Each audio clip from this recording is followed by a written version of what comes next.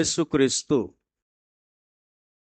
యేసయ్య ఈ 4వ అధ్యాయము 24వ వాక్యాన్ని ఎవరితో మాట్లాడినప్పుడు ఆయన అన్నాడంటే, సమరయ స్త్రీతో మాట్లాడుతూ ఆయన ఈ మాట అన్నాడు. ఇంతకీ సమరీయులు ఎవరు అనంటే, సమరీయులు ఎవరు అనంటే యూదులలో నుంచి వెలివేయబడ్డవాళ్ళు.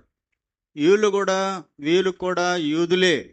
అయితే ఏదైనా కొన్ని నేరాలు, కొన్ని పొరపాట్లు, కొన్ని బలహీనతలు ఏదన్నా కొన్ని ఉన్నప్పుడు వారిని సమాజంలో నుంచి యూదులు వెలివేస్తూ వచ్చినప్పుడు వాళ్ళు సమరీయులుగా పిలువబడ్డారు. ఏమండి, ఈ సమరీయులు ఎలాంటి వారంటే సంకర జాతిలాగా, అంటే మిక్స్డ్ పీపుల్స్గా ఉన్నారు వీళ్ళు. అటు లోకంతోనూ ఇటు దేవునితోనూ ఉన్నట్టుగా వాళ్ళు కొన్ని పనులు చేసిన దానివల్ల ఈ నిష్టగా ఉండే యూదులు ఏం చేస్తారంటే వాళ్ళని వెలివేస్తారు. అంటే కుష్ఠరోగులను వెలివేసినట్టుగా. ఏమండి, ఎవరైనా ఇప్పుడు మిరియాము పాపం చేసినప్పుడు 7 రోజులు ఆమెని ఏం చేశారు, సమాజంలో నుంచి వెలివేసేసారు. ఆమె బాగుపడ్డ తర్వాత మళ్ళా సమాజంలోకి కలుపుకోమని దేవుడు చెప్పాడు. ఈ విధంగా ఉండేటటువంటి వారిని పిల్లారా సమరీయులుగా ఉంటారు. ఈ సమరీయులు యూదులతో సాంగత్యం చేయరు. అంటే యూదులు వాళ్ళతో సాంగత్యం చేయరు, వాళ్ళ దగ్గరకు పోరు, వాళ్ళు ఇచ్చింది తినరు, వాళ్ళు ఇచ్చింది తాగరు, అసలు వాళ్ళ ప్రాంతానికే వెళ్ళరు, ఆ దారి గుండా కూడా వెళ్ళరు. ఎందుకంటే అటు వెళితే వీళ్ళు అపవిత్రులు అవుతారు అని అన్నట్టుగా అంత నిష్టగా ఉండేటటువంటి వాళ్ళు. ఏమండి, కానీ యేసు ప్రభు ఈ 4వ అధ్యాయం 1వ వచనాలలో ఏముంటుందంటే, ఆయన సమరయ మార్గం గుండా వెళ్ళవలసి వచ్చును అని రాయబడుతుంది. ఏమా మీరు వింటున్నారా? ఏ మార్గం గుండా? పండు చెప్పలేదేమో నువ్వు. ఏ మార్గం గుండా? సమరయ మార్గం గుండా వెళ్ళవలసి వచ్చును. ఎవరు చెప్పలేదు? వాళ్ళ పేరు చెప్పి ఘనంగా ఎందుకు చెప్పలేదని అడుగుతా. ఏమండి, సమరయ మార్గం గుండా వెళ్ళవలసి వచ్చిందంట. ఎవరు? యేసు ప్రభు వెళ్ళవలసి వచ్చింది, వెళ్ళాడు. వెళితే అది మిట్ట మధ్యాహ్నం 12 గంటలు దాదాపు ఆ ప్రాంతంలో ఆయన బావి దగ్గర కూర్చోన్నాడు. సమరయ స్త్రీ నీళ్ళకు వచ్చింది. ప్రభు ఆమెని నీళ్ళు అడిగాడు. ఆమె అనింది, యూదులు మాతో సాంగత్యం చేయరు కదా, మేమిచ్చే నీళ్ళు ఎట తాగుతావయ్యా, నువ్వు నీళ్ళు అడుగుతున్నావు అని అంటే ప్రభు అన్నాడు, ఏమండి, నేను ఇచ్చే నీళ్లు నువ్వు గనక తాగితే ఇంకెన్నటికి దప్పిక కలిగి ఉండవు.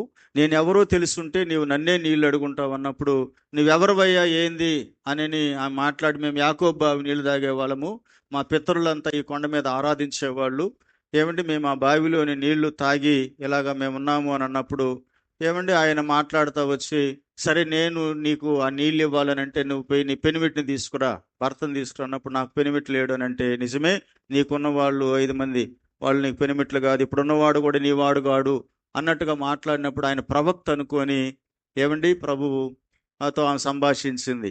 తర్వాత ఏమండి ఆయన కొన్ని విషయాలు మాట్లాడుతూ వచ్చిన తర్వాత ప్రభు అన్నాడు, అమ్మ, ఆరాధించే కాలం ఒకటి వచ్చింది, దేవుణ్ణి ఆరాధించే కాలం ఒకటి వచ్చింది. ఎలా ఆరాధించాలంటే ఆయన్ను యథార్థతతోనూ ఏమండి ఆత్మతోనూ సత్యముతోనూ ఆరాధించాలి. అలాంటి వారు కావాలని దేవుడు కోరుకుంటూ ఉన్నాడు. దేవుడిని ఆరాధించే వాళ్ళు ఎలాంటి వారు కావాలని దేవుడు కోరుకుంటున్నాడు అని అంటే, ఆత్మతోనూ సత్యముతోనూ ఆరాధించే వాళ్ళు కావాలని దేవుడు కోరుకుంటున్నాడు. యథార్థతతో ఆరాధించాలి, ఆత్మతో ఆరాధించాలి, సత్యముతో ఆరాధించాలి. చెప్పండి. యథార్థతతో ఎవరిని? దేవుణ్ణి. ఎవరు? ఆయన్ని ఆరాధించేవాళ్ళు. పిల్లలు వింటున్నారా? ఆయన్ని ఆరాధించేవాళ్ళు ఎలా ఆరాధించాలంట? ఆత్మతోనూ. సంఘం ఇది తెలుసుకోవాలండి. ఎందుకు పదే పదే చెప్పిస్తున్నానంటే, ఇవి మనం కొన్ని ఫండమెంటల్గా, బేసికల్గా కొన్ని మనకు అవసరం, ఇవి మనం నేర్చుకోవాలి. చూడండి, దేవుడు అంటున్నాడు సమరయ స్త్రీతో మాట్లాడుతా, మా పితరులు ఆ కొండ మీద ఆరాధించేవాళ్ళు అని అంటే, ఆరాధించే కాలం ఒకటి వచ్చింది, వచ్చే ఉంది. ఎలా ఆరాధించాలంటే యథార్థతతో దేవుణ్ణి ఆరాధించాలి, ఆత్మతో దేవుణ్ణి ఆరాధించాలి, సత్యముతో దేవుణ్ణి ఆరాధించాలి. కానీ మనం అనుకున్నట్టుగా ఆరాధించడం కాదు, మీకు నచ్చినట్టుగా ఆరాధించడం కాదు. మీ పితరులేదో కొండ మీద ఆరాధించినారని, యాకోబు తవ్విన బావిలో నీళ్లు తాగారని, ఇప్పుడు కొంతమందికి అంటే యెరూషలేముకు పోయి యోర్దాను నదిలో ఈడ బాప్తిస్మం తీసుకొని బలలో పాల్పొంపులు పొందే వాళ్ళు కూడా యెరూషలేముకు వెళ్ళి యోర్దాను నదిలో మళ్ళా బాప్తిస్మం తీసుకుంటున్నారు. ఎందుకంటే అక్కడికి వెళితే ఆ నదిలో యేసయ్య తీసుకున్నాడు కాబట్టి మేము కూడా అక్కడ తీసుకొని ఫోటో తీసుకోవాలని. నా పిల్లలు మీకు అర్థమవుతుందా? అంటే ఆ నీళ్లు పవిత్రమైనవి కాదు, ఆ స్థలము పవిత్రమైన స్థలము అని అనకూడదు. నా మాట మీకు అర్థమవుతుందా? ఏమంటే ఆ నీళ్ళల్లో పోయేది మనం మునిగేస్తే అప్పుడు మనకు యేసు లాంటి ఆ కృప వచ్చేస్తుందని కాదు. నువ్వు ఎక్కడ మారు మనసు పొంది ఏ నీళ్ళల్లో తీసుకున్నా నా హృదయ స్థితిని బట్టే దేవుని ఆత్మకార్యం ఉంటుంది. కానీ ఆ నీళ్ళల్లో మునిగినంత మాత్రం మనకేమీ రాదు. అప్పుడు ఏమంటది, మేము యాకోబు బావి నీళ్లు తాగామయ్యా, మేము అంత గొప్పవాళ్ళమే అన్నట్టుగా, మేము యోర్దాను నదిలో బాప్తిస్మం తీసుకున్నాము అన్నట్టుగా. నో, అది దేవుడు ఎప్పుడు కూడా ఈ ఈ ప్రకృతి సంబంధమైన స్థలాలని వాటిని దేవుడు ఎప్పుడు కోరు. ఆయన సమాధి దగ్గర పోతేనే అన్నాడు, సచ్చినోళ్ళు సజీవులైన మీరు ఎందుకు ఈ మృతులలో యేసు ప్రభుని మీరు ఎతకుతున్నారు, మీరు వెళ్ళి ఆయన వాగ్దానాన్ని జ్ఞాపకం చేసుకోండి అని చెప్పాడు. స్తోత్రం. మీకు చూడొచ్చు, అక్కడికి వెళ్ళి ఆ ప్రదేశాలను, ఆయన సంచరించినటువంటి స్థలాలను వాటిని చూడొచ్చు. కానీ అక్కడికి వెళ్ళిపోతే మనకు పరిశుద్ధత వచ్చేసింది, నీతి వచ్చేసింది, పుణ్యభూమి అని అనుకోవడానికి లేదు. ఎందుకంటే విపరీతమైనటువంటి దేవునికి విరోధమైన కార్యాలు అమెరికాలో, యెరూషలేములో, ఇజ్రాయిల్ కంట్రీస్లో జరుగుతూనే ఉన్నాయి.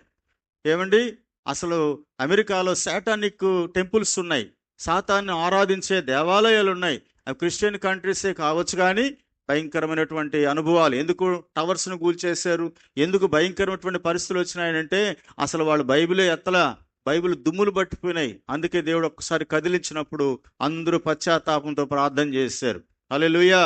కాబట్టి ఆ స్థలాల్లో ఏమి లేదు.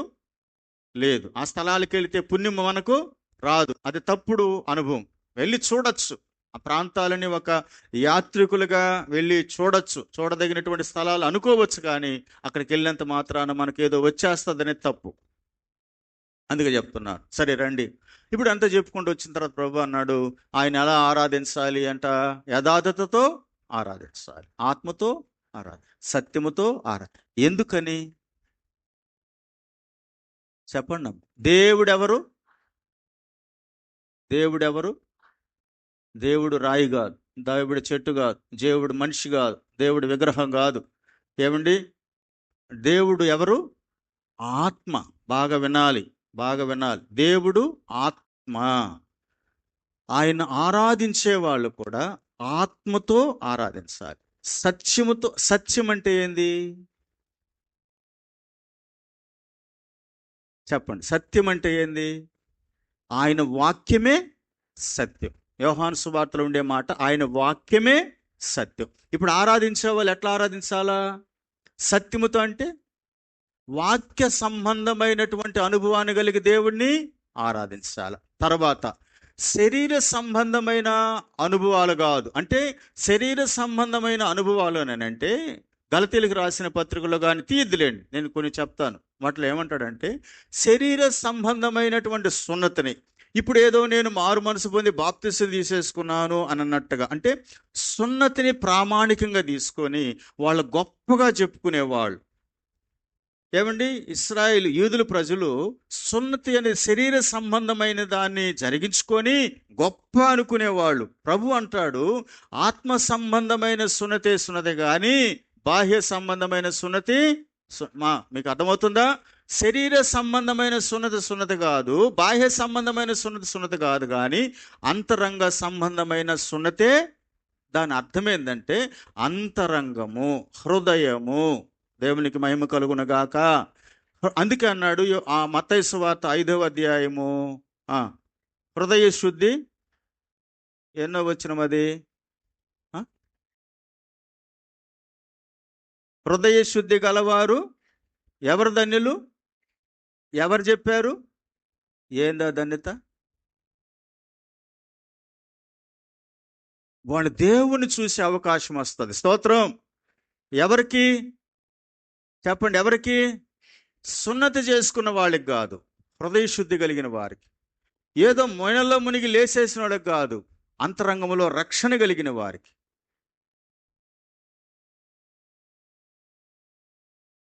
ఇది మనం చక్కగా తెలుసుకోవాలి. ఇది మనం చక్కగా తెలుసుకోవాలి. క్రైస్తవులముగా పిలువబడితే కాదు, బాగా వినాలి, క్రైస్తవులము అని పిలువబడితే కాదు. ఏమంటే దేవుని మందిరంలో ఒక సభ్యులుగా ఉంటే కాదు, ఒకవేళ ఉదయకాలం లేచి కొంత బైబిల్ చదివితే కాదు. ప్రభు అంటాడు, ఏమంటాడంటే హృదయ శుద్ధి కావాలా.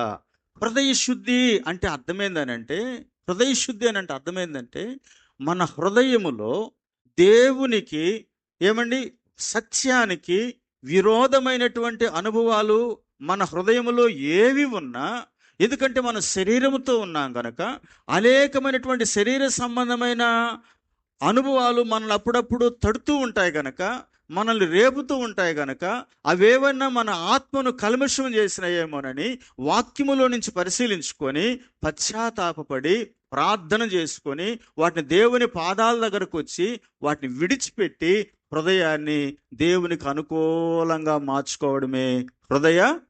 అందుకే 51వ కీర్తన 17వ వచనంలో భక్తుడైన దావీదు అన్నాడు, తీయండి 51వ కీర్తన 17వ వాక్యం.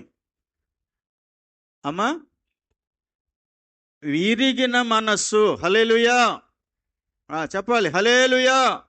ఇక్కడ చూడదు, ఎందుకంటే మీ టైం అయిపోయింది. ఇక్కడ మీరు పేజీలు తిప్పుకుంటా కూర్చోవద్దు, ఒకరు దాటుకుని వెళ్ళిపోద్ది. మీకు అర్థమైందా? ఏమన్నాడు భక్తుడైన దావీదు? విరిగిన మనస్సే దేవునికి ఇష్టమైన బలులు. ఏమన్నాడు? మళ్ళా చెప్పండి, ఏమన్నాడు? విరిగిన మనస్సు దేవునికి ఏందంట? ఇష్టమైన బలులు. బలి అంటే దేవునికి నువ్వు అర్పించేది.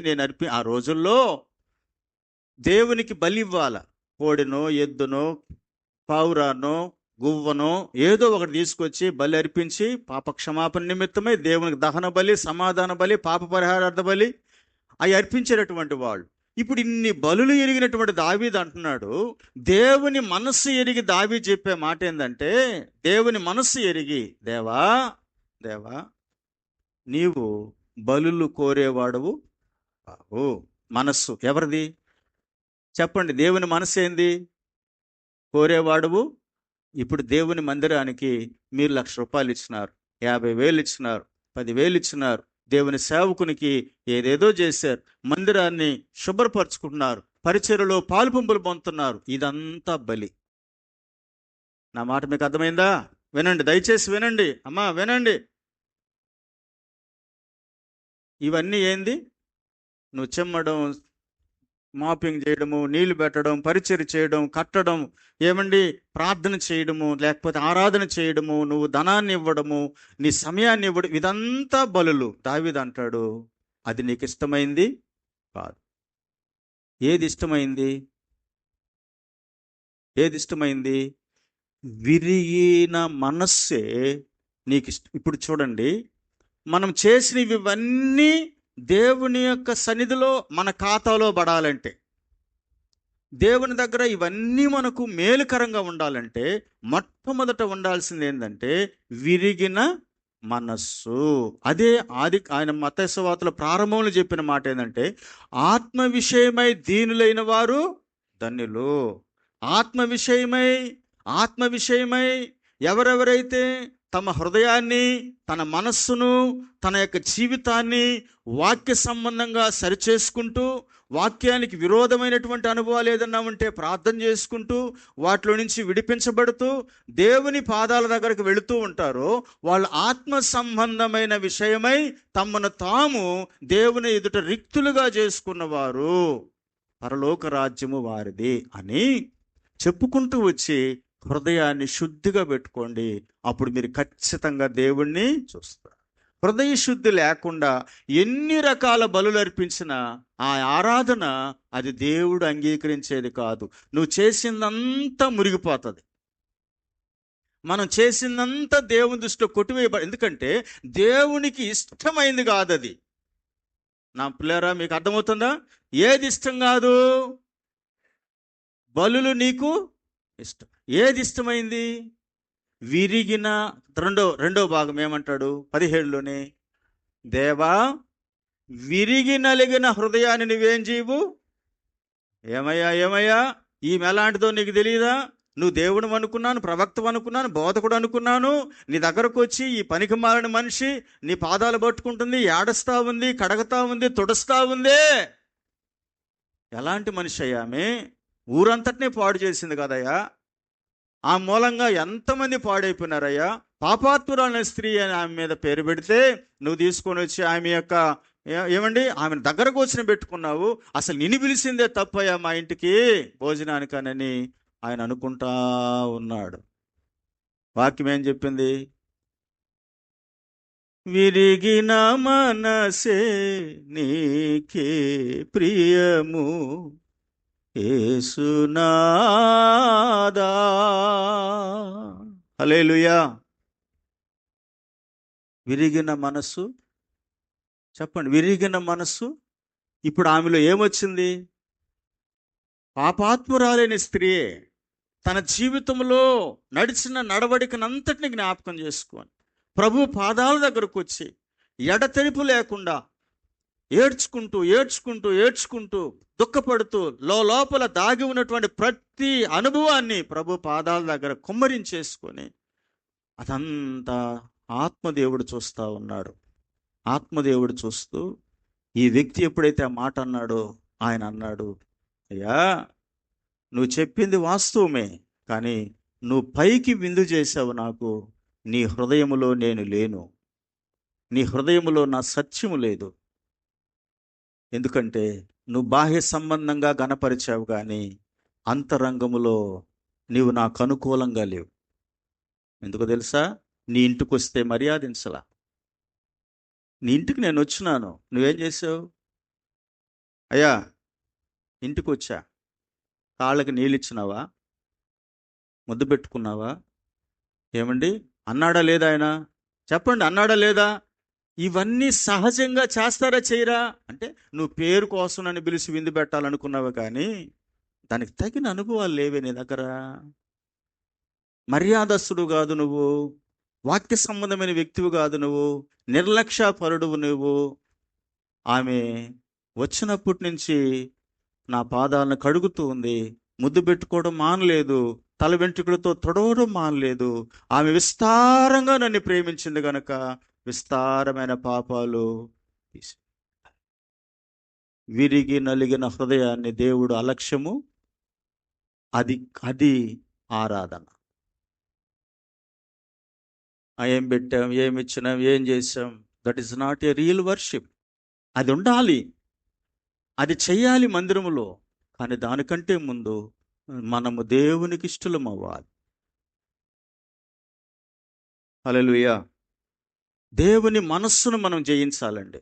ఈ మాటలు బాగా, దేవుని మనస్సును మనం జయించాలి. దేవుని మనస్సులో మనకు స్థానం ఉండాలా.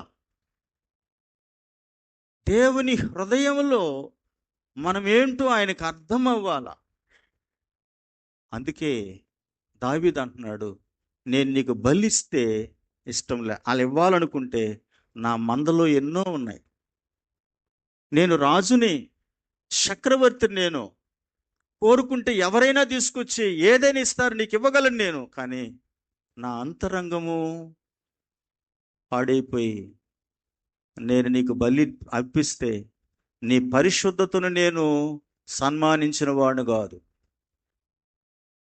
నీకు తగినట్టుగా నీ మనస్సు నేరుగా ఆరాధించిన వాడు కాదు. నేను ఆరాధించినాను కానీ, అర్పించినాను కానీ అది నీకు ఇష్టమైంది కాదయ్యా. దేవా, విరిగి నలిగిన హృదయాన్ని నీవు అలక్ష్యము కదా, నీ కృపా బాహుల్యముతో తొలగించు నాయన, శుద్ధి చేయి నాయన, నీ పరిశుద్ధాత్మను తీసివేయద్దు నాయన. దేవునితో ఎంతో చేసుకున్నాం కారణాన ఆత్మదేవుడు అంగీకరించినాడు. స్తోత్రం. అందుకే ఇక్కడ దావీదు అంటున్నాడు, దేవా విరిగిన మనస్సు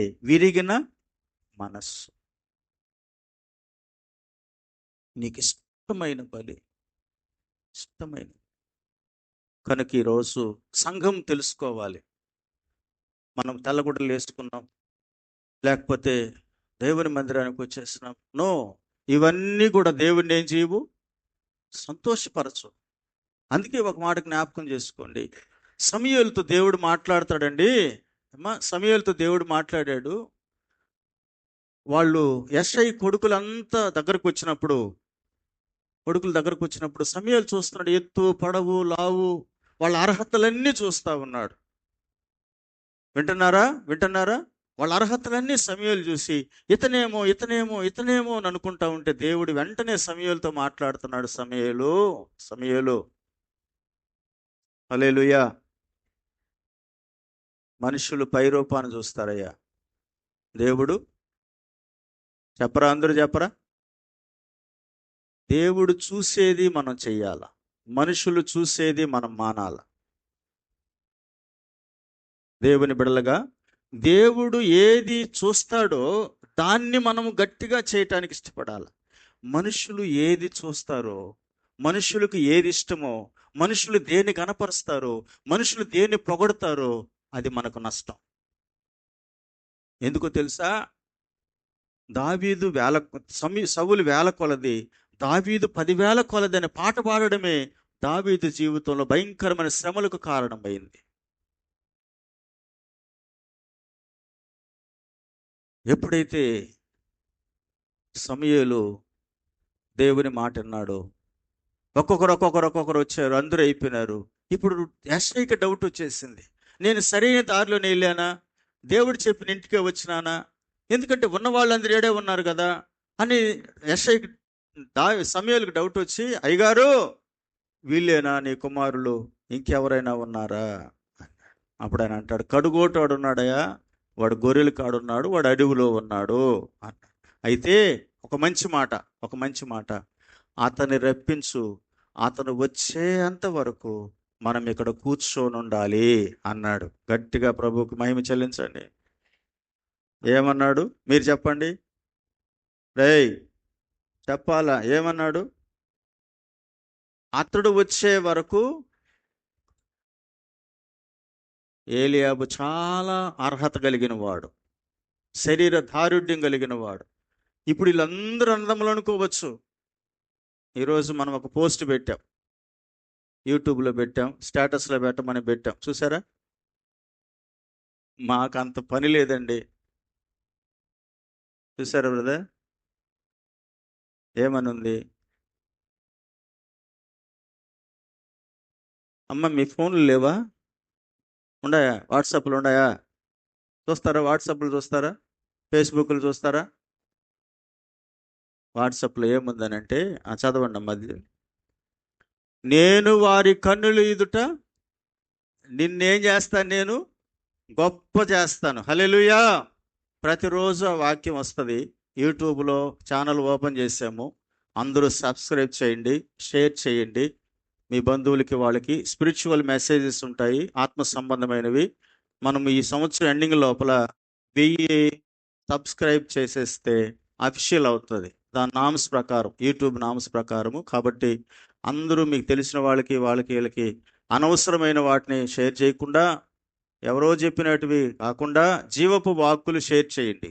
అవి అనేకుల జీవితాలు మారుస్తాయి. హల్లెలూయా. కాకమ్మ కథలు మనకొద్దు, వాళ్ళు చెప్పినటువంటి మాటలు వద్దు. ఎందుకంటే దేవుడు చెప్పిన మాట అభిషేకింపబడింది, లోక సంబంధమైన మాటలు కాదు.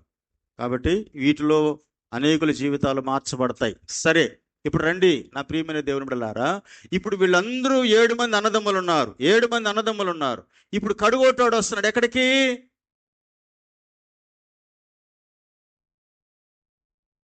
ఉన్నారా లేరా మీరా? దైవజనుడైనటువంటి సమూయేలు కబురంపు అతన్ని తీసుకురా అంటే యెషైకి నమ్మబుద్ధి కాల, అన్నదమ్ములకి నమ్మబుద్ధి కాల అని పిలిచినాడు. కాబట్టి తీసుకొని వస్తే అతను లోపలికి రావడం దేవుడు చూశాడు. చదువుతారా వాక్యం? ఎక్కడుంది అసలు ఇంతకది? ఎన్నో వచనము? 1 సమూయేలు గ్రంథం 16వ అధ్యాయము 11వ వాక్యం చదువు నాయన. అందుకు సమూయేలు ఆ, అతడు రావడం చదువమ్మా.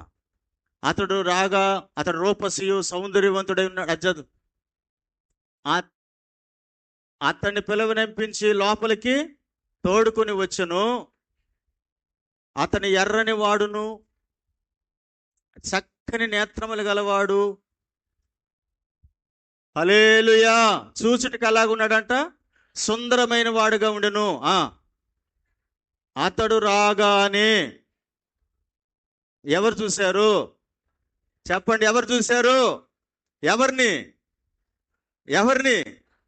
సమూయేలు ఎవరిని చూశాడు? వీళ్ళందరిని చూశాడు. దేవుడు ఎవరిని చూస్తున్నాడు? దేవుడు ఎవరిని చూస్తున్నాడు? దేవుడు దేన్ని చూస్తున్నాడు? అప్పుడు అంటాడు, అతడు రాగానే నేను కోరుకున్నవాడు. దేవుడు కోరుకున్న బలి ఏంటి? విరిగి నలిగిన హృదయము. ఇప్పుడు దావీదుకు ఎత్తు లేదు, పొడవు లేదు, వయసు లేదు, బలము లేదు, యుద్ధములో నైపుణ్యత లేదు, ఏమీ లేవు. కానీ ఒక విలువైన క్వాలిటీ దావీదులో ఉంది. విలువైనటువంటిది, శ్రేష్టమైనటువంటిది. దేవుని మనస్సును అలాగనే సంపాదించుకోగలిగింది. దేవుడు కోరుకోదగినది, దేవుడు ఆశీర్వదింపదగినది. దేవుని యొక్క అభిషేక తైలము తల మీద పోయబడిన అనుభవం ఎవరిలో ఉంది? మిలిటరీకి షూటబుల్ పర్సన్స్ ఎవరు? భౌతిక సంబంధమైన అవి వాళ్ళలో ఉంటే, ఆత్మ సంబంధమైనటువంటి ఫిట్నెస్ ఎవరిలో ఉందంటే దావీదులో ఉంది. అందుకే నేను కోరుకున్నవాడు ఇతడే. నీవు లేచి ఎవరిని? ఇప్పుడు ఎవరున్నారు వరుసగా? దేవుని మందిరములో 1000 మంది ఉన్నాయి, 100 మంది ఉన్నాయి, 50 మంది ఉన్నాయి, 70 మంది ఉన్నాయి. నీవు ఇలాంటి వ్యక్తివి అయితే అందరి ఎదుట, అందుకే చెప్పాను, పరిచర్యలో పాల్పంపులు పొందాలనుకున్న వాళ్ళు, దేవుని యొక్క పనిలో మిమ్మల్ని వాడుకోవాలంటే అది ఏదైనా కావచ్చు. మీ క్రమశిక్షణ ముఖ్యం, మీ హృదయ స్థితి ముఖ్యం, మీ అంతరంగ అనుభవం ముఖ్యం. ఏమండి? ఇవన్నీ కూడా అవసరమే.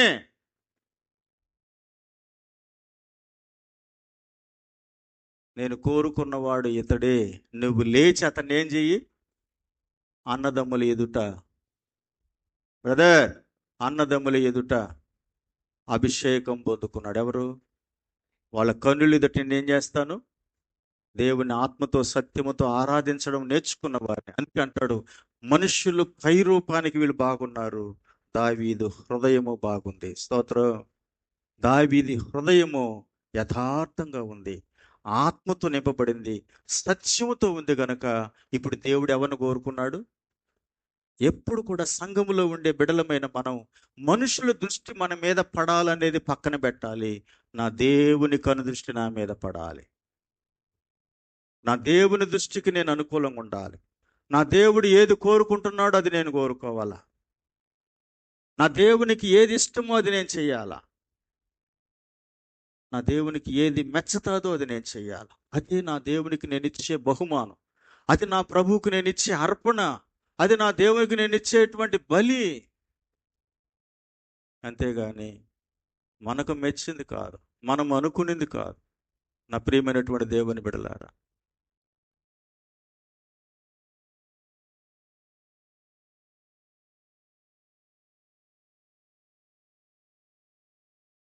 వినండి వినండి. అందుకే అన్నాడు ఆయన, దేవుణ్ణి ఆరాధించు వాళ్ళు. ఇప్పుడు దావీదు ఎలా ఆరాధిస్తున్నాడు దేవుణ్ణి? ఎక్కడ ఆరాధించాడు ఆయన్ని అంటే హృదయములో దేవునికి అనుకూలమైన అనుభవాన్ని తెచ్చుకున్నాడు. అందుకే దాన్ని కొంచెం పోగొట్టుకున్నాడు. కనుక దావీదు ఎరగుతున్నాడు, దావీదు ప్రార్థన చేస్తున్నాడు, నువ్వు బలిని కోరేవాడువు, నా ఇంట్లో బలి అర్పించినారు, నా అన్నదమ్ములు 7 మంది ఉన్నారు, నువ్వు వాళ్ళని తీసేసావు, వాళ్ళను నువ్వు కోరుకోలేదు. దేవునికి మహిమ కలుగును గాక. ఎవరిని కోరుకున్నావు నువ్వు? అంతరంగ సౌందర్యాన్ని కోరుకున్నావు. కాబట్టి ఆ రోజు అడవిలో ఉన్న గొర్రెల మంద దగ్గర ఉన్న నా తల్లిదండ్రుల దృష్టిలో ఏమండి ఎన్నిక లేని వాడినైనా నువ్వు నన్ను ఎన్నుకున్నావు, నన్ను ఏర్పాటు చేసుకున్నావు. అందుకని దేవా, విరిగిన హృదయముని అలక్ష్యము. అందుకే దైవజనుడు యేసయ్య చెప్పాడు, అమ్మా, నువ్వేదో ఆరాధిస్తున్నానని సంతోషపడబాకు, ఈరోజు 10 గంటల 10 నిమిషాలకు వచ్చిన బిడ్డల్ని నిలేసి ముఖాన్ని అడిగాను నేను. అక్కడే వాళ్ళు ఏడ్చుకుంటూ వచ్చినారో వాళ్ళు బాధపడ్డారో నాకు తెలియదు. ఎందుకంటే నా డ్యూటీ నేను చెయ్యాలి. దేవునికి స్తోత్రం కలుగును గాక. ఏమండి, ఎందుకు అట్లాగా వదిలేయాలా? ఎందుకు రోజు రోజుకి దాన్ని వీక్ చేసుకోవాలా?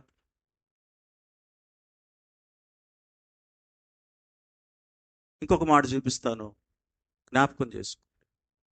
అప్పుడు మనం ఆదికాండం 22వ అధ్యాయంలో, ఆదికాండం 22వ అధ్యాయంలో అబ్రహాము దేవుణ్ణి ఆరాధించడానికి వచ్చాడు కదా. ఆ మంచి మాట మనల్ని ప్రేరేపించేటట్టుగా ఒకసారి మనం 22వ అధ్యాయము 3వ వచనాన్ని, 22:3. తెల్లవారినప్పుడు, స్తోత్రం, పని వాళ్ళతో ఏమని చెప్పాడు? పని వాళ్ళతో ఏమని చెప్పాడు? 5వ వచనంలో తన పనివారితో, మీరు గాడిదతో ఇక్కడనే ఉండండి, నేను ఈ చిన్నవాడును అక్కడికి వెళ్ళి దేవునికి ఏం చేస్తాం? మ్రొక్కి. స్తోత్రం. అమ్మా, ఏం చేస్తారంట? మ్రొక్కడం అంటే ఏంది? ఆరాధన చేయడం. ఇప్పుడు ఎందుకు వచ్చాం మనం? దేవుడు ఏం చెప్పాడు అబ్రహాముతో? నేను నీకు చూపించే దేశానికి వెళ్ళి నీకు ఒక్కడైన నీ కుమారుణ్ణి, నువ్వు ప్రేమిస్తున్నటువంటి ఇస్సాకును నాకు బలిగా ఇవ్వన్నాడా?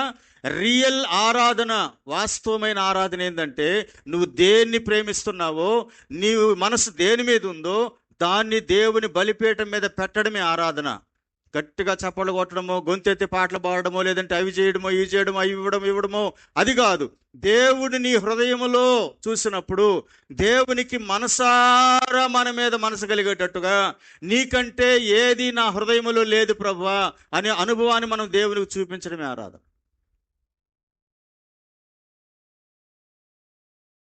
అందుకే పేతురుతో అన్నాడు ఆయన, నీవు నన్ను వీళ్ళందరికంటే ఎక్కువగా అన్నాడా లేదా? అంటే దేవుడు ఏది కోరుకుంటున్నాడు? ఇప్పుడు అబ్రహాముతో ఏమన్నాడు ఆయన? నీవు ప్రేమించుచున్న నీకు ఒక్కడై ఉన్న నీ ప్రేమ దేవునికి చెందింది. స్తోత్రం.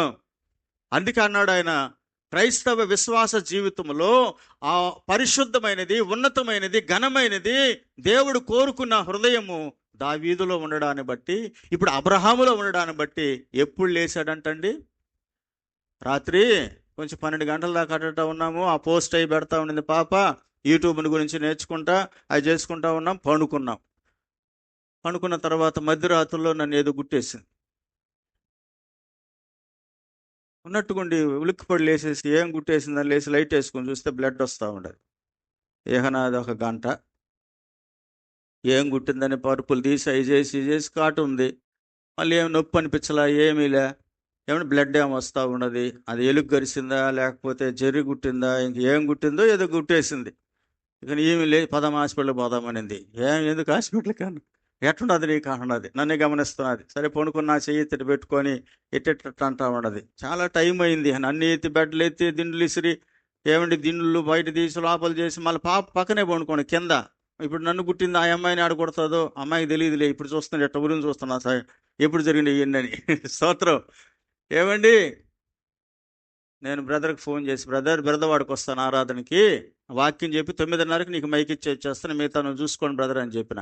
ఇప్పుడు నాకు నిద్రలేస్తే జోగరు వచ్చినట్టున్నది. మాట కూడా తేలిపోతూ ఉంది, బలహీనంగా ఉంది. పావాలా వద్దా? నేను వస్తానని చెప్పిన, సిద్ధపడాడో లేదో, మళ్ళా లేచి 8 గంటల కాకతాలకే నేను మందిరంలోకి వెళ్ళిన. హల్లెలూయా. 10 గంటలకి కరెక్ట్గా ఏడుకొచ్చేసిన. హై స్పీడ్ వచ్చినాను. ఆడ బరులు అడ్డం వచ్చింది బెరదవాడలో. ఆ బరులు కాడి నుంచి కొంచెం తప్పించుకొని వచ్చి బైపాస్లో చాలా ఫాస్ట్గా వచ్చి ఆడ నుంచి పరిగెత్తుకొని లోపలికి వచ్చిన. ఆదాములే, సిగ్గుండాలి మనకు. దేవునికి స్తోత్రం కలుగును గాక.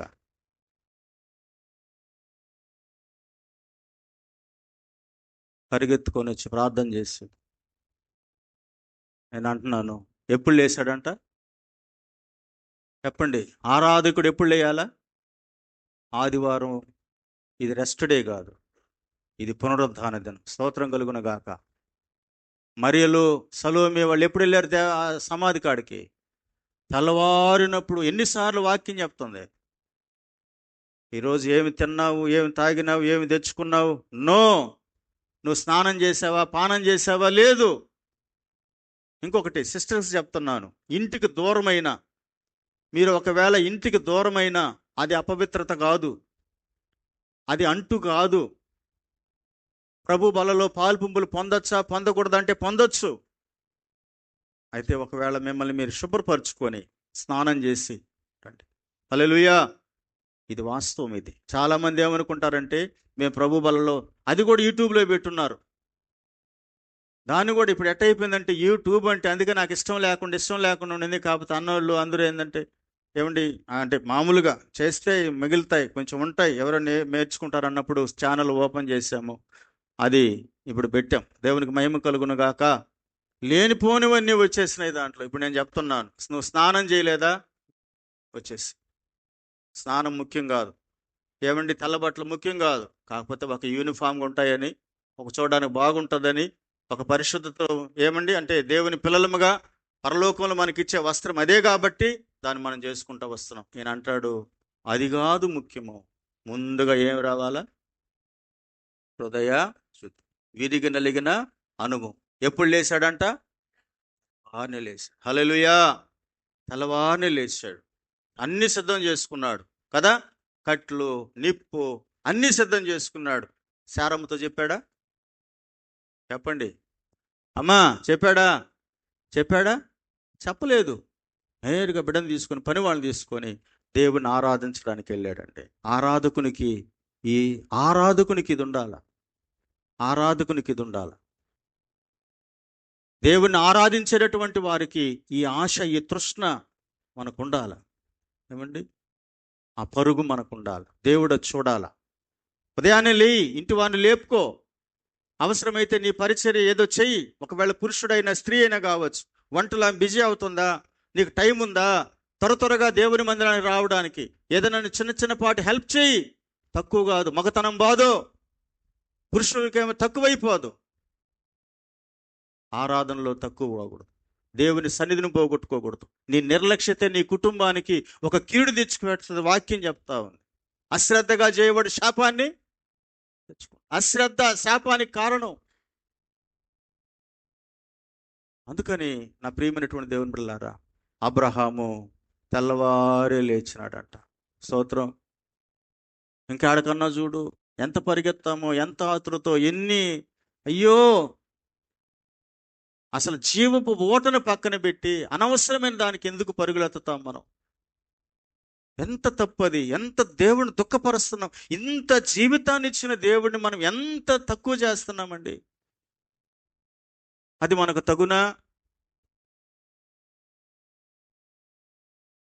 దేవునికి ఇచ్చి చూడు, తప్పకుండా కృప దేవుడు మనకు ఇస్తాడు. ఇచ్చి చూడాలి, దేవునికి ఆ సమయాన్ని ఇవ్వాలి. ఆ ఆతృతను. తెల్లవారున్నప్పుడు లేచాడంట. ఆరాధన చేసేసి మేము తిరిగి మళ్ళా దేవుడు ఏమన్నాడు వాడికి అంటే, ఆరాధన అంటే ఏంటంటే, నిజమైన ఆరాధన అంటే, ఇప్పుడు ఆరాధన అనే పాటలు పాడేస్తే ఆరాధన? అమ్మా చెప్పండి, అది ఆరాధన? దయాళుడా నీకే, దీర్ఘశాంతుడా నీకే, ఇవన్నీ కాదు. అది మనకు రావాలి. మనం ఆయనకి ఇష్టం అవ్వాలి.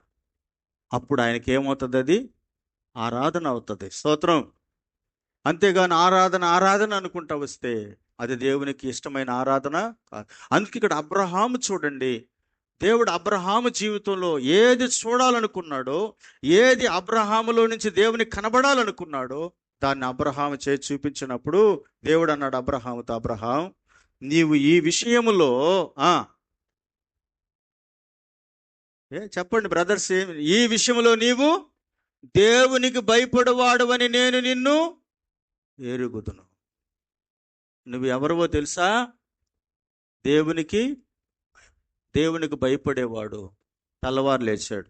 దేవునికి భయపడేవాడు సమస్తాన్ని సిద్ధపరచుకున్నాడు.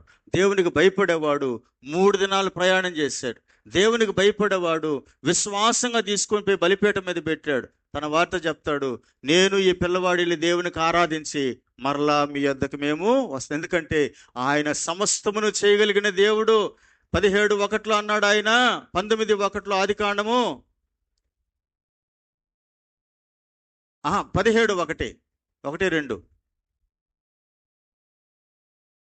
నేను సర్వశక్తి కలిగిన దేవుడును, నా సన్నిధిలో నడుచుచు నిందారహితుడివై ఉండు.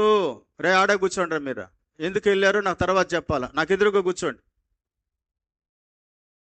ఎదురుగా నాకు కనబడాలా. ఎదురుగా కూర్చోండి. మీరు ఎందుకు వెళ్ళినారు తర్వాత చెప్పాలా. ఇంతసేపు ఆడకపోయినారు మళ్ళీ చెప్పాలి. మీకు వచ్చేటప్పుడు అగ్గీలు గట్టి తీసుకొచ్చేస్తా. హల్లెలూయా. ఏమండి, నా మాట మీకు అర్థమైందా? ఏమంటున్నాడు? అబ్రహాముతో దేవుడు అంటున్నాడు, అబ్రహాము నేను ఎవరిని? సర్వశక్తి కలిగిన దేవుడును, నా సన్నిధిలో ఎలాగుండాలి నీవు?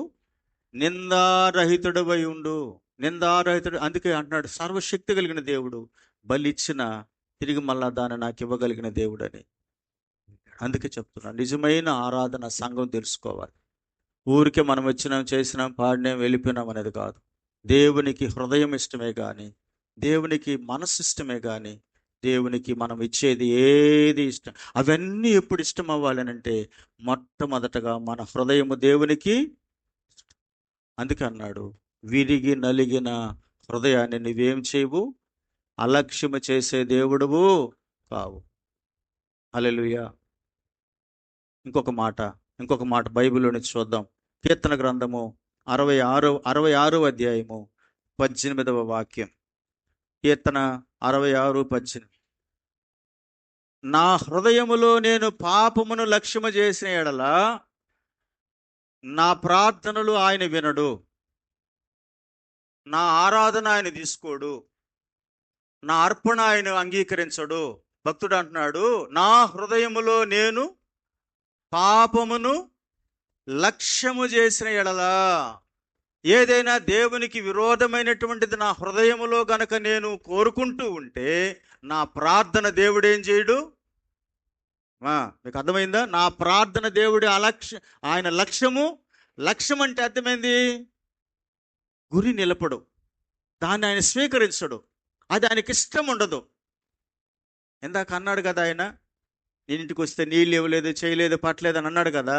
ఏమంటే దేవుడు ఏదో పిలిచాడు కాబట్టి ఆడు ఉన్నాడు, కానీ హృదయపూర్వకంగా ఆయన దాన్ని ఏది కూడా స్వీకరించలే.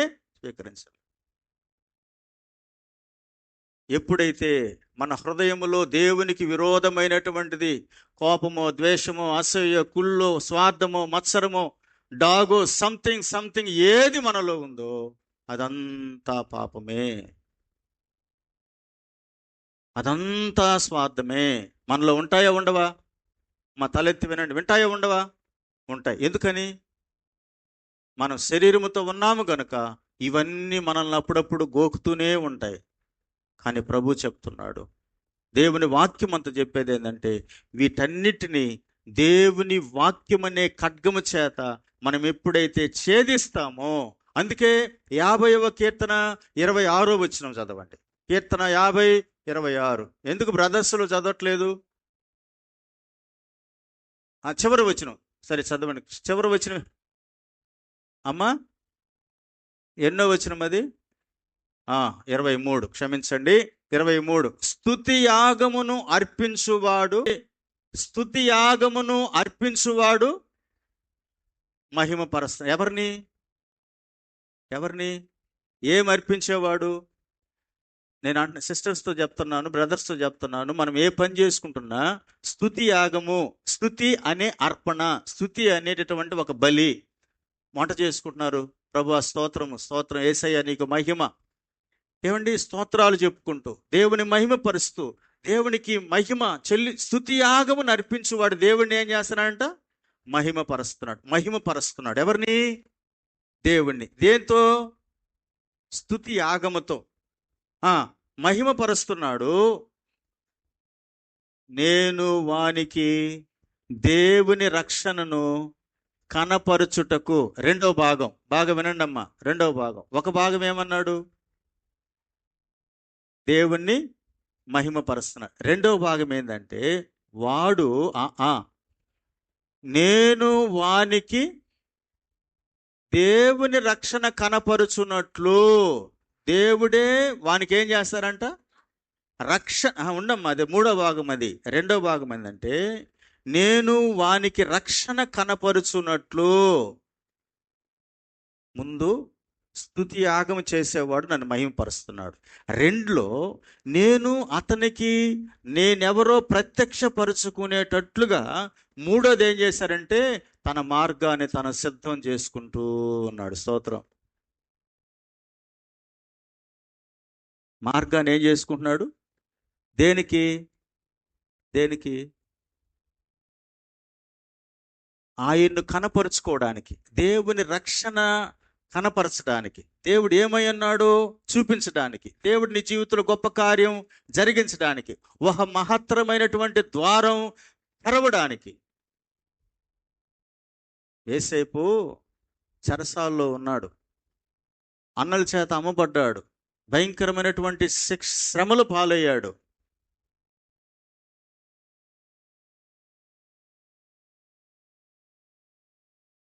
అప్పుడు యేసేపు కలిగినటువంటి ఒకే ఒక అనుభవం ఏంటంటే, అతను దేవుడు మార్గము సరళం చేసేటట్టుగా తన జీవితాన్నంతటినీ నడుపుతా వస్తున్నాడు. దేవునికి మహిమ కలుగును గాక.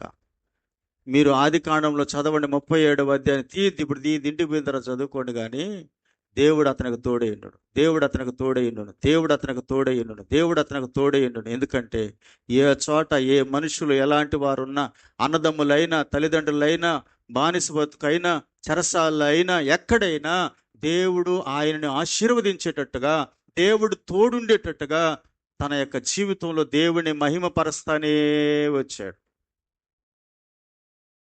మహిమపరుస్తూ దేవుడే ఆయన్ని కనపరుచుకునేటట్టుగా మార్గాన్ని ఏం చేసుకుంటాడంట?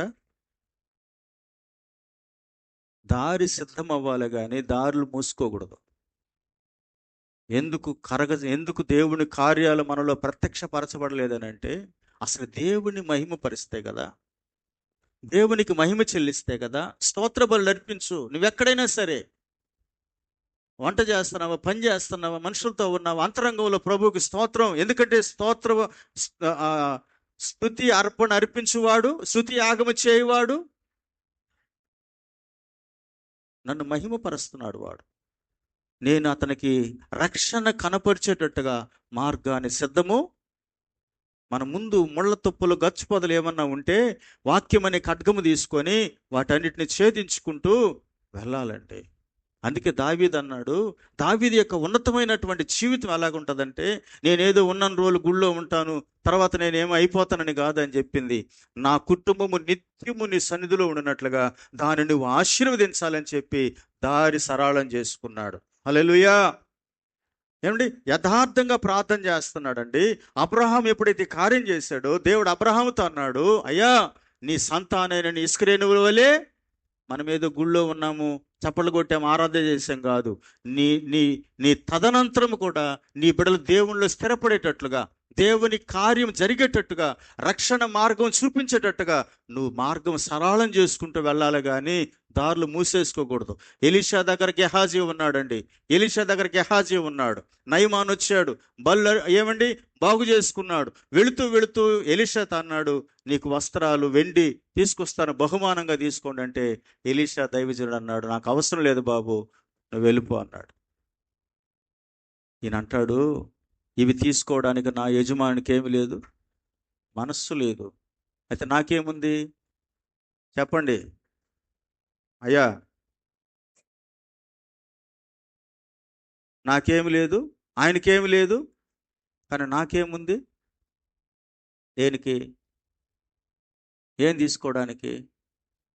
దేవుడు ఏ మనసు కావాలని దావీదు కోరుకున్నాడు, దేవుడు కోరుకున్నాడు. ఇప్పుడు ఎవరితో ఉన్నాడు ఈయన? గెహాజీ ఎవరితో ఉన్నాడండి? ఎలీషాతో ఉన్నాడు. కానీ ఏ మనసు లేదు? ఎలీషా మనసు, దేవుని మనసు లేకుండా మనము దేవుని గుడిలో ఉంటే ఏమొస్తుంది మనకు?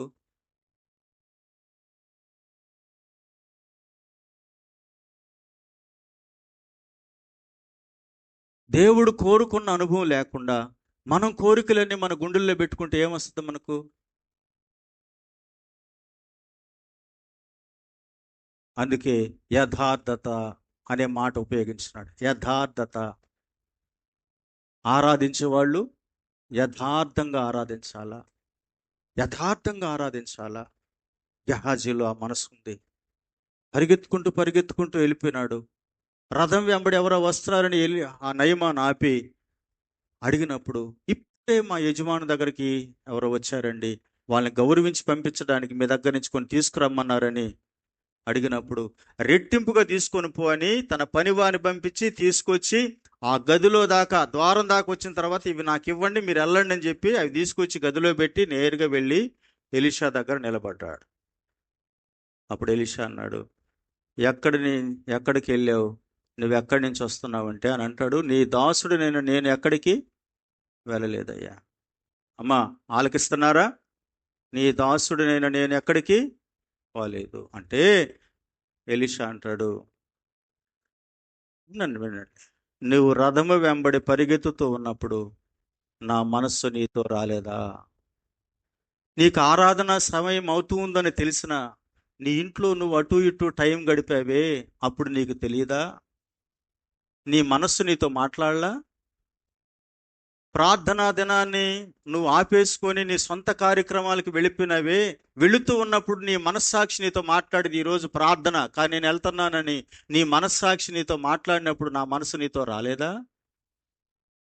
ఈరోజు నేను దేవునితో సమయం గడపకుండా నేను గడుపుతూ ఉన్నాను అన్నప్పుడు మనస్సాక్షి నీతో మాట్లాడినప్పుడు నా మనసు నీతో రాలేదా?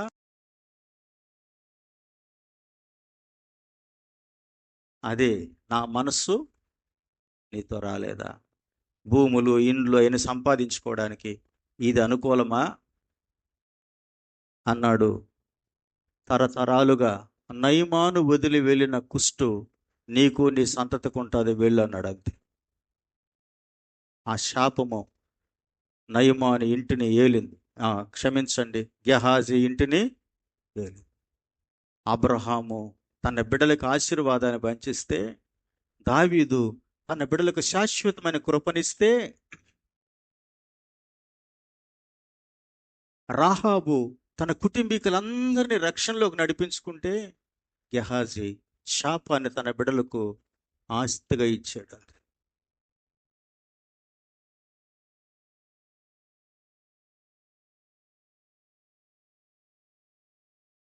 జాగ్రత్తగా ఉన్నారు నా పిల్లారా. ఆరాధించడం అని అంటే నువ్వు లేచిన అక్కడి నుంచి నువ్వు దేవునితో గడిపే ప్రతిదీ లెక్కే, ప్రతిదీ లెక్కే. అందుకే తెల్లవారినప్పుడు అనే మాట పరిశుద్ధ ఆత్మదేవుడు ఎందుకు రాశాడు?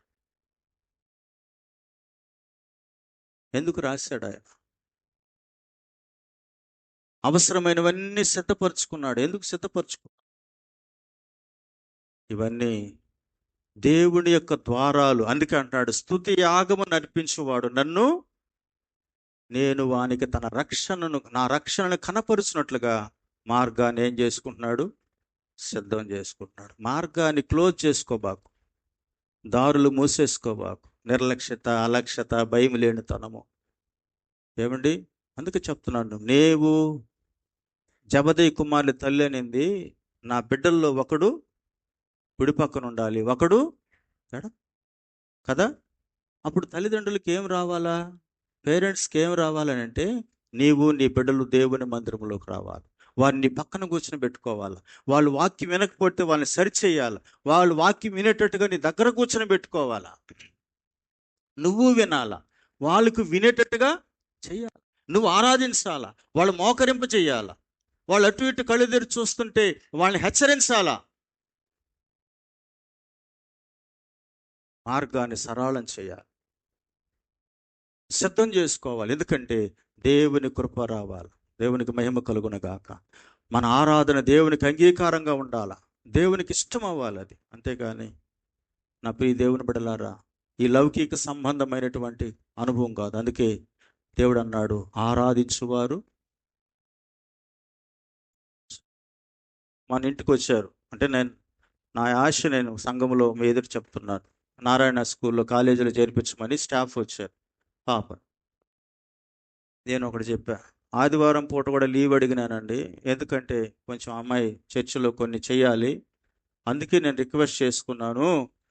ఈ 2 సంవత్సరాలు కూడా ఇంటర్మీడియట్ నేను ఇంట్లో దగ్గరగా పెట్టుకొని కొంచెం భక్తి విషయాలు నేర్పించుకున్న తర్వాత, ఎందుకంటే ఇది చాలా క్రిటికల్ ఏజ్ కాబట్టి బిడ్డలకి ఆ ఇంటర్మీడియట్ అనేటటువంటిది, ఆ తర్వాత డిగ్రీలో అటు వెళ్ళిపోయిన తర్వాత ఏదన్నా కొంతన్నా ఒక అవగాహన వస్తుందని నేను ఎక్కడ బయట చేర్పించాలనుకోవట్లేదండి. ఇక్కడనే లోకల్గా చేర్పించుకొని మందిరంలో కొన్ని నేర్పించుకోవాలనుకుంటున్నాను అని చెప్పినప్పుడు, తర్వాత అడిగినారంట, మీ నాన్న ఏం చేస్తాడు ఏంది అని అడిగితే, ఇట్లా పాస్టర్ అయ్యి అని.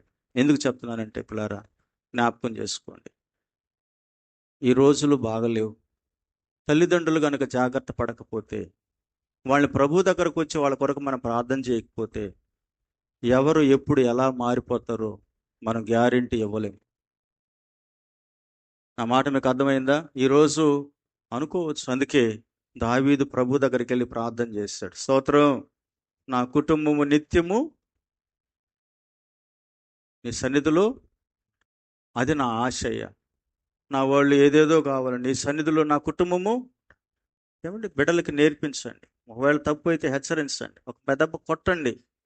ఏమండి, వాళ్ళ కూర్చొని పెట్టండి, వినేటట్టుగా చెయ్యండి, చదివేటట్టుగా చెయ్యండి, ప్రార్థన కొరకు పురికొల్పండి. ఏమండి, ఫోన్ చేసినప్పుడు ముందుగా ఈ మాటలు అడగండి. ప్రార్థన చేసుకున్నారు అడగండి, వాక్యం చదువుకుంటున్నారని అడగండి, దేవుళ్ళు ఎలాగున్నారని అడగండి. ఏదన్నా ఉంటే మాతో చెప్పండి. అలాగా నెక్స్ట్ తరాన్ని, తర్వాత తరాన్ని దేవుని కొరకు మనం సిద్ధపరచుకునే వారంగా ఉండాలి. నా మాట మీకు అర్థమైంది? ఎందుకంటున్నారంటే, యథార్థత లేని ఆరాధన అది దేవునికి అంగీకారమైన ఆరాధన కాదు.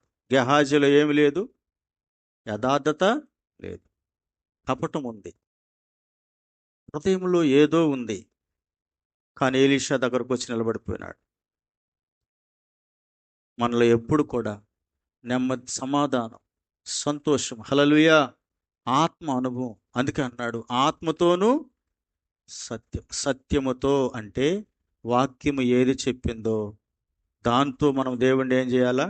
ఆరాధించాలి. ప్రభు అంటాడు, వీళ్ళు ప్రభువా ప్రభువా అని నన్ను పిలుస్తున్నారు కానీ వీళ్ళ హృదయము నాకు దూరంగా ప్రభువా ప్రభువా అని పిలుస్తున్నారు కానీ హృదయములో నేను లేను. ఆ ఆరాధన నాకు అంగీకారమైంది కాదు. ఎవరితో ఉంటాడు అంటే ఆయన, మనం ఎన్నోసార్లు చెప్పుకున్నాం, నేను మహోన్నతమైన స్థలముల్లో ఉండేవాడిని అయినప్పటికీ కూడా దీనులతో ఉండడానికి నేను దిగి వస్తున్నాను అంటారు. దీనులతో ఉండడానికి. అందుకే వాక్యము స్పష్టంగా చెప్తూ ఉండగా ఈరోజు జ్ఞాపకం చేసుకోవాలి. మనకు ఉండాల్సిన ఆశ ఏంటంటే, దేవా నిన్ను ఆత్మతో సత్యముతో ఆరాధించే అనుభవం నాకు కావాలి. ఎందుకంటే దేవుడు ఏమై ఉన్నాడు? ఆత్మయ్య ఉన్నాడు. అదొక్కటే కాదు, ఆయన అనంతుడు. ఇంకొక 2 విషయాలు చెప్పి నేను ముగిస్తాను. మీకు అర్థమైంది? కొన్ని విషయాలు. ఆరాధన ఏంటి, కృతజ్ఞత స్తుతి ఏంటి, ఈ రెండింటి మధ్య ఉన్న వ్యత్యాసం తెలిసిన వాళ్ళు బ్రదర్స్ అయినా చెప్పండి, సిస్టర్స్ అయినా చెప్పండి. ఆరాధన అంటే ఏంది, కృతజ్ఞత స్తుతి అంటే ఏంది?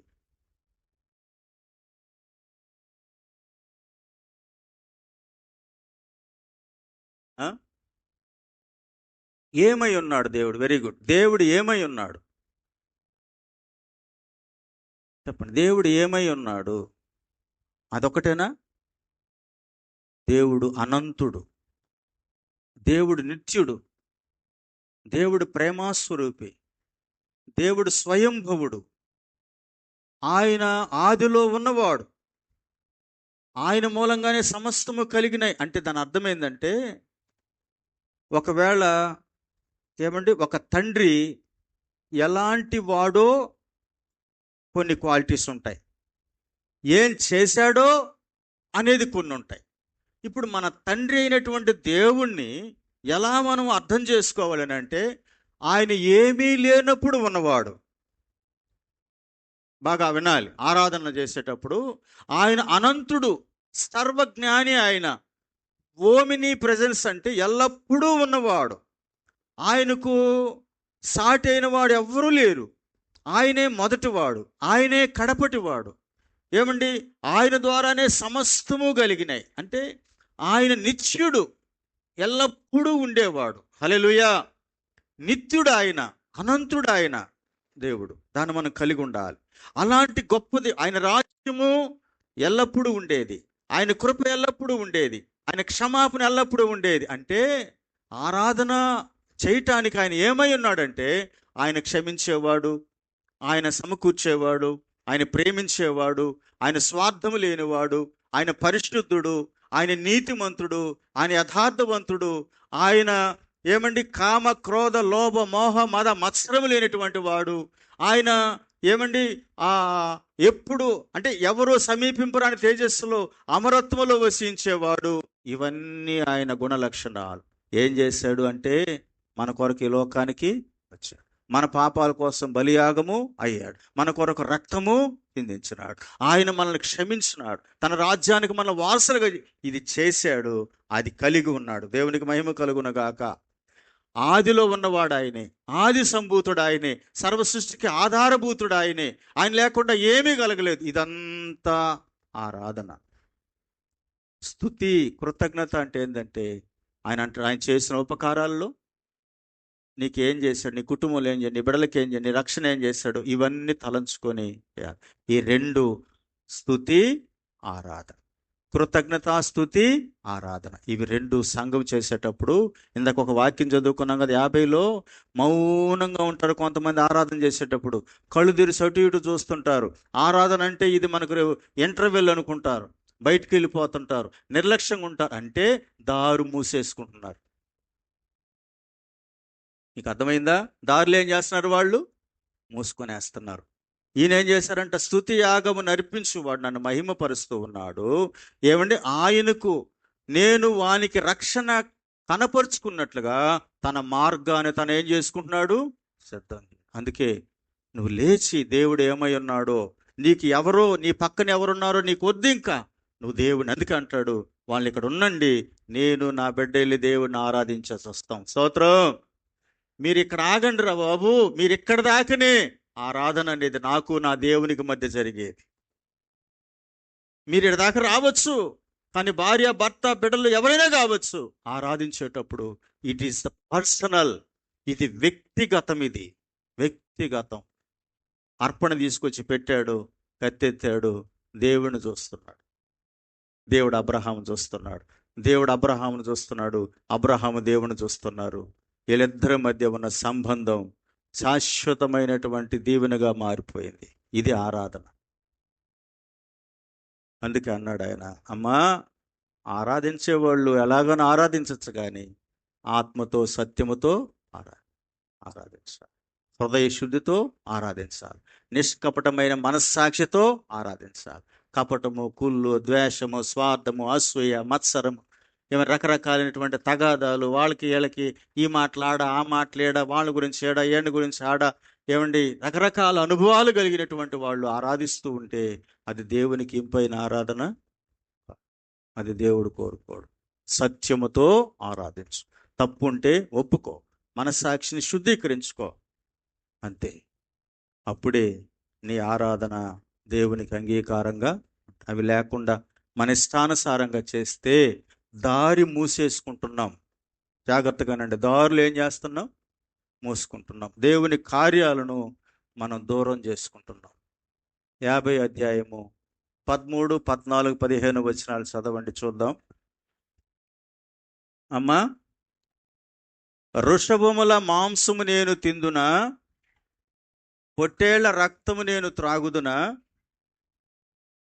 దేవునికి ఏం చెయ్యి, స్తుతియాగము చేయము, మహోన్నతునికి నీ మొక్కుబడులు చెల్లించుము. హల్లెలూయా. పొట్టేళ్ల రక్తము, వృషభముల యొక్క రక్తము నేను త్రాగుదునా? దేవునికి ఏం చెయ్యి, స్తుతియాగము చేయము. మహోన్నతునికి ఏం చేయాలంట, నీ మొక్కుబడులు. హన్నా ఏం చేసింది దేవుని దగ్గర? ఏం చేసింది? ఏమని మొక్కుబడి చేసింది? నువ్వు నాకు ఒక కుమారుడిని ఇస్తే వాడిని నేను నీకు, అందుకే వీడిని దయచేయమని నీ దగ్గర ప్రార్థన చేసిన వ్యక్తిని నేనే ప్రభువా, ఇదిగో నువ్వు నాకు ఇచ్చావు కాబట్టి వాడిని తీసుకొచ్చి మరలా నీ సన్నిధిలో పెడుతున్నానయ్యా, నీకు మహిమ చెల్లిస్తున్నానయ్యా అని దేవుని దగ్గరకు వచ్చి మొక్కుబడి చేసినప్పుడు రెండింతల ఆశీర్వాదాన్ని దేవుడు హన్నాకి, ఇది ఆరాధన. మహోన్నతునికి నీ మొక్కుబడులు చెల్లించు. దేవునితో నువ్వేం దేవునితో ఎలాగా ఉన్నావో, దేవునితో ఏమని వడంబడిక చేసుకున్నావో, దేవునితో ఎలాగా ఉండాలని తీర్మానం చేసుకున్నావో ఆ మొక్కుబడులన్నీ దేవునికి చెల్లించు. మొక్కేసుకోవడం గొప్ప కాదు, మొక్కుకున్న దాన్ని దేవునికి ఏం చేయాలా? చెల్లించు. తర్వాత వచనంలోనే 23 మాట అన్నాడు, తన మార్గాన్ని ఏం చేసుకుంటున్నాడు? సిద్ధం చేసుకుంటున్నాడు. హల్లెలూయా. కనుక ఈరోజు ఏదైనా మన జీవితాల్లో శాశ్వతమైన కృపగా మారాలి అని అంటే జాగ్రత్తగా ఉండాలా, భయం కలిగి ఉండాలా.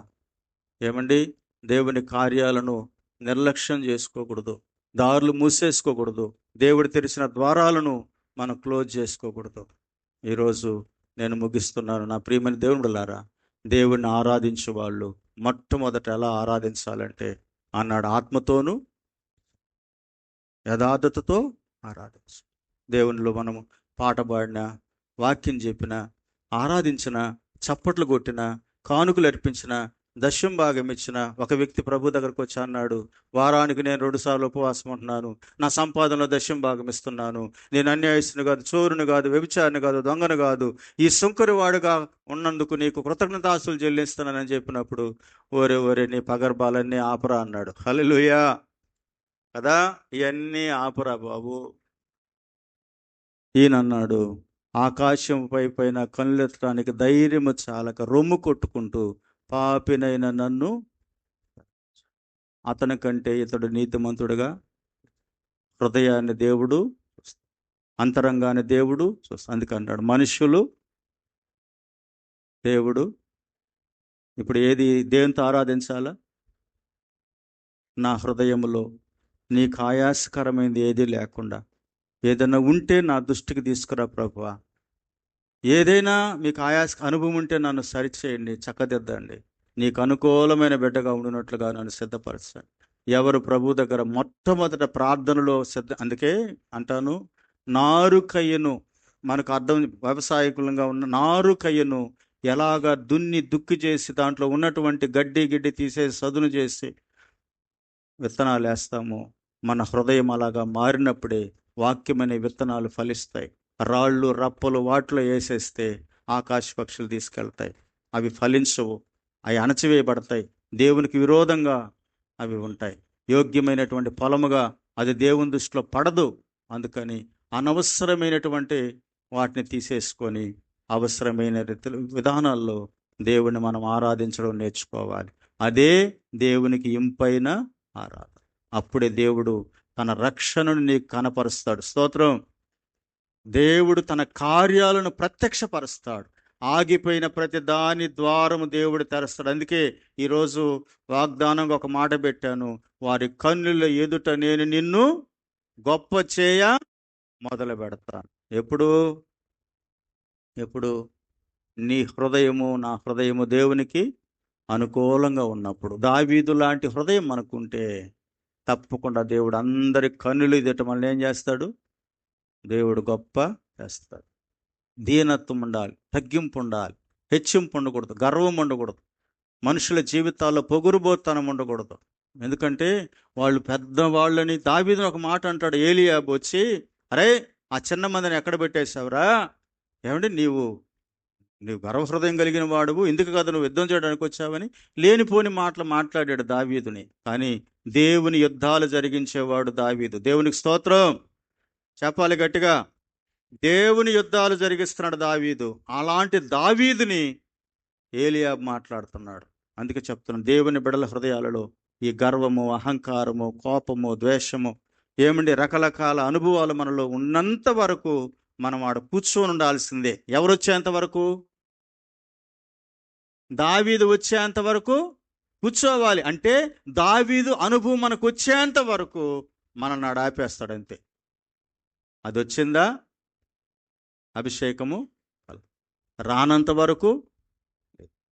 ఇంకొక మాట గుర్తు చేస్తాను. యోసేపు యొక్క గిన్నె ఎవరి గోని సంచిలో ఉండిందండి? బెన్యామీను, కడుగోటువాడు. అంటే తను తాను తగ్గించుకున్న వాని గోని సంచిలో దేవుని పాత్ర ఉంటుంది. దేవునికి మహిమ కలుగును గాక. హెచ్చించుకునే వాడికి అందదు. అందుకే పేతురు అంటాడు, ఆయన బలిష్టమైన చేతి నీడలో ఆయన మిమ్మలను హెచ్చించేంతవరకు ఆయన చేతిలో ఉండండి, ఆయన వైపు చూడండి, ఆయన కార్యాల కొరకు ఎదురు చూడండి. ఏదన్నా దేవునికి విరోధమైనటువంటి ఉంటే వాటన్నిటినీ సరిచేయండి. దేవుడు మీ పక్షంగా గొప్ప కార్యాన్ని జరిగిస్తాడు. అంతేగాని లేకపోతే అక్కడ అంతే, ఆయన పట్టించుకోడు. అది అలాగనే ఉంటుంది. ఆ ఫైలు ఏమండి, ఆ ఫైలు అలాగనే ఉండిపోతుంది. దేవుడు దాన్ని తీసుకొని సైన్ చేయడు. ఎన్ని శతవిధాల ప్రయత్నం చేసినా నో ఆన్సర్. ప్రార్థన చేసుకుని తలలో ఉంచు.